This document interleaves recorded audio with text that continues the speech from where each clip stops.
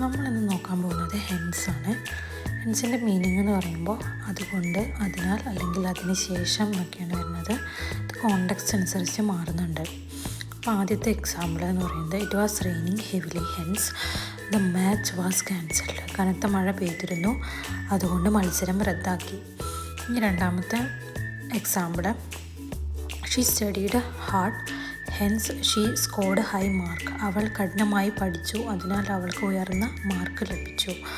മൂന്നാമത്തെ example the road is blocked hence we must take another route. വഴി അടച്ചിരിക്കുകയാണ്, അതുകൊണ്ട് നമുക്ക് മറ്റൊരു വഴി തിരഞ്ഞെടുക്കണം.